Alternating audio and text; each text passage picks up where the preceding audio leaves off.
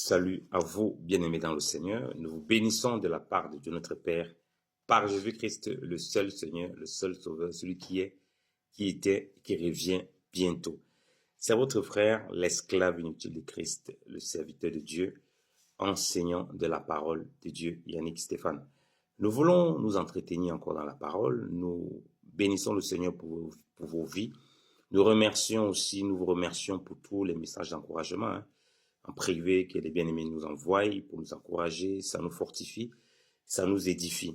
Et nous voulons aborder le sujet des sucreries. Comme vous allez peut-être voir, intitulé Stop aux sucreries, arrêter les sucreries. Ici, il ne s'agit pas d'arrêter de façon radicale, mais il s'agit vraiment de diminuer drastiquement les apports des sucreries. De quelles sucreries nous parlons? Des produits transformés, des produits sucrés en grande quantité, tels que les jus, les bonbons et toutes sortes de choses. Les gens nous appellent parfois, principalement me voient, ils ont beaucoup de problèmes de santé. Et comme j'ai dit, tous les problèmes de santé, la prière n'est pas là simplement pour les guérir, parce qu'il y a les problèmes qui sont spirituels, mais il y a les problèmes qui ne sont pas du tout spirituels. Il y a les problèmes qui sont liés à votre hygiène de vie. Et en tant qu'enseignant de la parole de Dieu, l'enseignant, il enseigne la parole. C'est-à-dire que il est comme un médecin pour vous entretenir corps, âme, esprit. Donc, il faut que vous soyez équilibré dans votre être. Il ne vient pas vous dire, soit disant des choses de l'esprit, et il néglige l'âme et il néglige le corps. C'est que ce n'est pas un enseignant. Ok? Donc, c'est pourquoi nous allons aborder tous les aspects pour votre marche qui sont contenus dans la parole de Dieu. Il n'y a rien qui est à négliger pour votre perfectionnement, pour votre bien-être, pour votre santé spirituelle et aussi même pour votre consécration à Dieu. Donc, les sucreries sont un problème. Les sucreries sont un problème parce qu'on vit dans un monde hyper industrialisé aujourd'hui où il y a le sucre partout. Mais bien évidemment, il y a des choses qu'on ne peut pas empêcher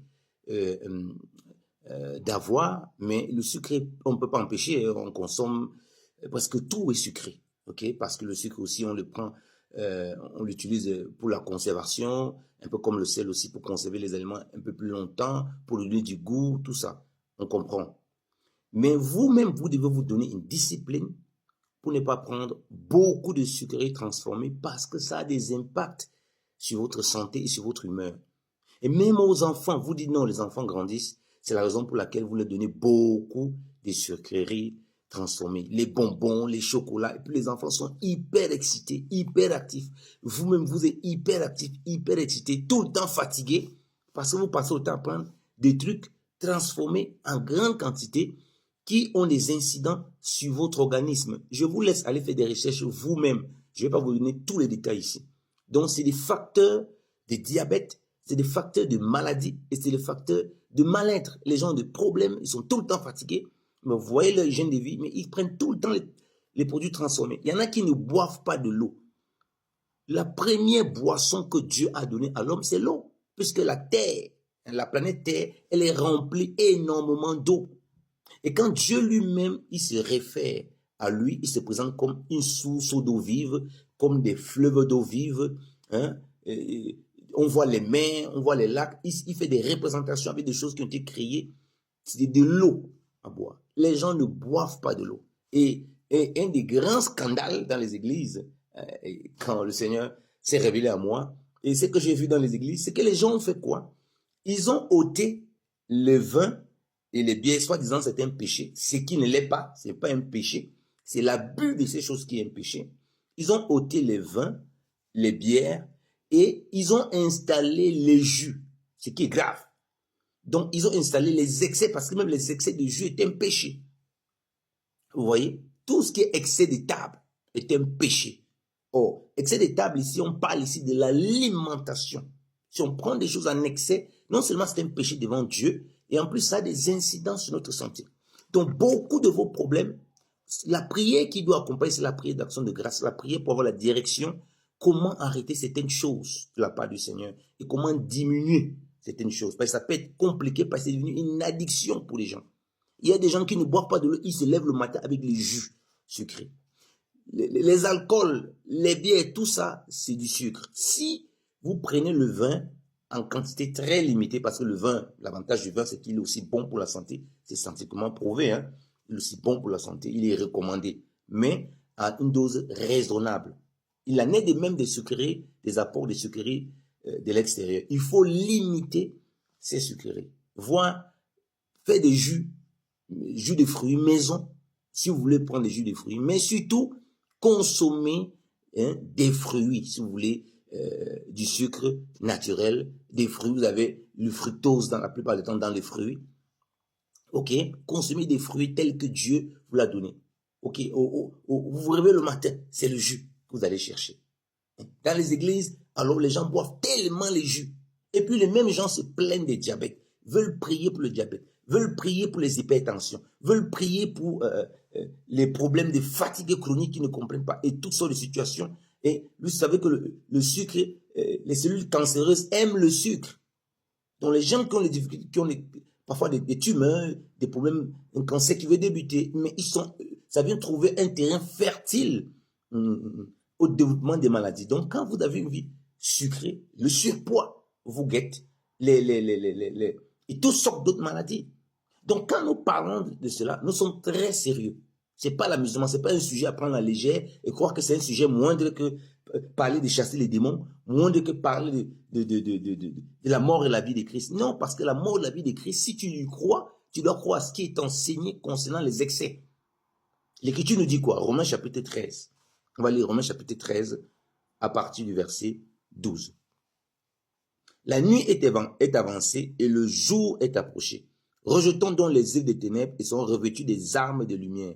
Conduisons-nous honnêtement et comme en plein jour, non point en gourmandise, ni en ivrognerie, non point en couche, ni en insolence, non point en querelle, ni en envie.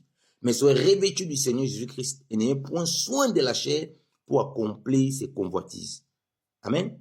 N'ayez point soin de la chair. Donc, prendre soin de la chair, c'est être aussi dans les excès de consommation de toutes sortes de choses de la chair. Et dans le cas précis dont on parle, les excès de sucrerie. Il y a des trucs, comme on dit, qui sont cachés. On ne sait pas forcément les choses qu'on achète au magasin parce que le sucre est un conservateur. On utilise beaucoup pour la conservation. On n'y peut rien. Mais on peut limiter.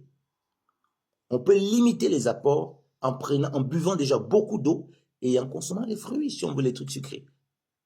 Mais quelle est cette histoire dans les églises? On voit quand il y a une réception, au lieu qu'on ait 80% d'eau et 20% de jus, on a 90% de jus. Soit disant, non, là c'est pur, là ça ne choque pas. Et 10% d'eau. Et puis on se tourne que les gens sont tout le temps malades. On se tourne que les gens ont toutes sortes de problèmes. Même vos enfants, habituez-les à prendre des fruits, habituez-les à prendre de l'eau comme boisson. Ah papa, j'ai soif, je veux boire un jus. Non, mon fils, non mon enfant, bois un peu d'eau. Lui donner de l'eau, il boit. Vous pouvez maintenant rajouter des petits sirops, rajouter un peu si vous voulez que ce soit sucré, pour limiter. Ou bien, s'il veut un truc sucré, vous lui donnez un fruit, pour qu'il s'habitue à manger naturel, à prendre ce que Dieu a créé naturellement. Ici, on dit loin des gourmandises. Dans certaines traditions, c'est écrit les excès. C'est ça et pas ici, les excès. Loin des excès. Et ces excès sont dangereux pour votre santé. On dit bien que c'est ça la nuit avancée de revêtir Christ. Donc, on ne peut pas parler de revêtir Christ. En même temps, on aime les excès. En disant que non, ce n'est pas grave. Ce n'est pas l'évangile. Ça ne touche pas l'évangile. C'est faux.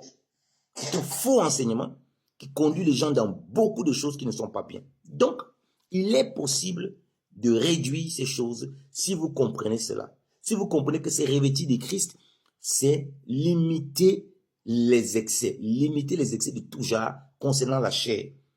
Votre repas, y compris les sucreries, les apports en sucre, pour votre santé, pour votre bien-être spirituel. Et vous allez voir un changement dans votre vie. Plein de problèmes que vous avez, comme j'ai dit, on n'a pas à prier pour chasser un démon. Arrêtez les sucreries. Vous les femmes, et les femmes avec les sucreries, les chocolats sucrés à gauche et à droite, ça doit être rarement que vous le preniez. Ça doit être vraiment rarement des occasions. Oui, vous pouvez vous faire plaisir. Mais si 80% de votre journée, c'est que ces choses, il y a un problème. Que le Seigneur vous bénisse et qu'il vous donne de revenir à des fruits et surtout à de l'eau. Soyez bénis. Amen.